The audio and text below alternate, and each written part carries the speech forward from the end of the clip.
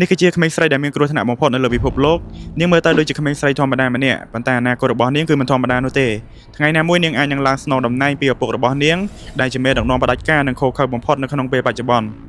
សួស្តីអ្នកទាំងអស់គ្នាក្នុងវីដេអូនេះយើងនឹងស្វែងយល់អំពីក្មេងស្រីម្នាក់នេះដែលពិភពលោកគិតថានាងអាចនឹងក្លាយទៅជាអន្តរាជនីបន្ទាប់របស់តកូលគឹម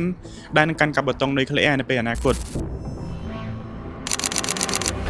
ចាប់តាំងពីការបង្ហាញខ្លួនជាសាធារណៈលើកដំបូងនៅក្នុងខែវិច្ឆិកាឆ្នាំ2022មកក្មេងស្រីម្នាក់នេះគឺបានក្លាយទៅជាចំណុចកណ្ដាលនៃការចាប់អារម្មណ៍ពីអ្នកវិភាគនយោបាយអន្តរជាតិបើទោះបីជារដ្ឋាភិបាលទីក្រុងព្យុងយ៉ាងមិនដែលបានបញ្ជាក់ជាផ្លូវការនៃឈ្មោះពិតឬក៏អាយុពិតរបស់នាងក៏ដោយក៏ទីភ្នាក់ងារស៊ើបការសម្ងាត់របស់កូរ៉េខាងត្បូង NIS បានបង្ហាញថានាងមានឈ្មោះថាគឹមជូអេនាងប្រហែលជាមានអាយុត្រឹមតែ13ឆ្នាំប៉ុណ្ណោះដែលនាងគឺជាកូនស្រីទី2នៅក្នុងចំណោមបងប្អូន3នាក់ហើយបងប្រុសច្បងគឺបានកើតនៅក្នុងឆ្នាំ2010និងប្អូនម្នាក់ទៀតមិនទាន់ដឹងអត្តសញ្ញាណច្បាស់គឺបានកើតនៅក្នុងឆ្នាំ2017ពិភពលោកបានឃើញវត្តមាននាងជាលើកដំបូងនៅឯទីលានបាញ់សាកល្បងមីស៊ីលអន្តរទ្វីប ICBM ដែលបានកាន់ដៃឪពុករបស់នាងយ៉ាងសារមុតហើយមិនមែនជារឿងចៃដន្យនោះឡើយប៉ុន្តែវាគឺជាការរៀបចំយ៉ាងសម្រិតសម្រាំងដើម្បីបង្ហាញពីអនាគតនៃរាជការតកូលគឹមហើយអ្វីដែលធ្វើឲ្យគេជឿជាក់ថាគឹមជូអេត្រូវបានកំណត់ទុកជាមេដឹកនាំជំនាន់ទី4គឺតាមរយៈសកម្មភាពសំខាន់ៗរបស់នាងដូចជារាល់ការបង្ហាញខ្លួនរបស់នាងនៅក្នុងពិធីក្បួនព្យុហយាត្រាយោធានាងតែងតែអង្គុយនៅចំកណ្ដាលរវាងមេតបធំៗនិងឪពុករបស់នាងបានរួមដំណើរជាមួយឪពុករបស់នាងទៅកាន់ទីក្រុងប៉េកាំងនៅក្នុងឆ្នាំ2025ក្នុងទិវាជ័យជំនះរបស់ចិនដែលជាសញ្ញាបង្ហាញថានាងកំពុងតែរៀនអំពីរបៀបការទូតរបស់ឪពុករបស់នាងជាមួយនឹងសម្ព័ន្ធមិត្តសំខាន់ៗទាំងពីររបស់កូរ៉េខាងជើង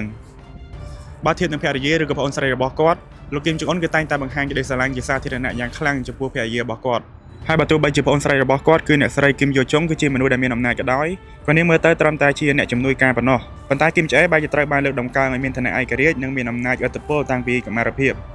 ហើយការដែលនាំកូនស្រីរបស់គាត់មកបង្ហាញខ្លួនជាសាធារណៈបែបនេះវាហាក់ដូចជាលោកគឹមជុងអ៊ុនគឺបានបង្កប់នៅយុទ្ធសាស្ត្រស៊ីជម្រៅចំនួន2ទី1គឺលោកគឹមជុងអ៊ុនចង់បញ្ជាក់ថាអាវុធបល្ល័យលោកទាំងនេះគឺជាមរតកដែលនឹងការពារសុវត្ថិភាពសម្រាប់កូនចៅជំនាន់ក្រោយរបស់លោកជារៀងរហូតហើយទី2គឺដើម្បីជៀសវាងការប្រឆាំងនៅក្នុងជួរកងទ័ពនិងប្រជាជននៅពេលអនាគតលោកគឹមជុងអ៊ុនគឺចង់ឲ្យគឹមជូអេទទួលបានការគាំទ្រនិងការស្គាល់មុខតាំងពីតូចដែលខុសពីករណីរបស់លោកផ្ទាល់ដែលទើបតែបង្ហាញខ្លួនតែប្រមាណឆ្នាំមុនឡើងកាន់អំណាចទោះជាយ៉ាងណាអ្នកវិភាគខ្លះយល់ថានេះអាចជាយុទ្ធសាស្ត្របង្វែរដានដើម្បីការពារកូនប្រុសច្បងឬដើម្បីពង្រឹងអំណាចតកូលគឹមនៅក្នុងកាលៈទេសៈណាដែលមេដឹកនាំបច្ចុប្បន្នអាចមានបញ្ហាសុខភាពហើយបើទោះបីជាសញ្ញានៃអ្នកស្នងតំណែងមើលទៅច្បាស់លាស់ក៏ដោយប៉ុន្តែវានៅតែមានសំណួរជាច្រើនបានចោទសួរថាតើគណៈបកពលករនិងមេតបចាស់ៗអាចទទួលយកមេដឹកនាំជានារីបានដែរឬទេនៅក្នុងសង្គមដែលប្រកាន់ទំនៀមទម្លាប់បរិសុទ្ធជាធំហើយការលេចមុខឡើងរបស់គឹមជូអេក៏អាចជាការកំណត់ព្រំដែនអំណាចរបស់ប្អូនស្រីរបស់លោកគឹមជុងអ៊ុនមិនឲ្យឈានជើងចូលជ្រៅពេកនៅក្នុងតំណែងកំពូលអញ្ចឹងសរុបមកបើតាមភស្តុតាងនិងសកម្មភាពនានារបស់គឹមជូអេនាងមិនមែនគ្រាន់តែជាក្មេងស្រីម្នាក់ដែលបានដើរតាមឪពុករបស់នាងទៅធ្វើការប៉ុណ្ណោះទេប៉ុន្តែនាងគឺជានិមិត្តរូបនៃស្ថិរភាពនយោបាយរបស់តកូលគឹមហើយពិភពលោកក៏កំពុងតែតាមដានមើលថាតើក្មេងស្រីរូបនេះអាចនឹងក្លាយទៅជាអន្តរាជនីដែលកាន់កាប់បេតុងនុយក្លេអ៊ែរពិតប្រាកដមែនដែរឬទេអញ្ចឹងនៅក្នុងវីដេអូនេះគឺមានត្រឹមប៉ុណ្្នឹងហើយអរគុណសម្រាប់ការទស្សនាវីដេអូមួយនេះហើយបើពេញចិត្តកុំភ្លេចជួយ follow ម្នាក់មួយផងហើយយើងនឹងជួបគ្នានៅវីដេអូបន្តទៀតអរគុណជម្រាបលា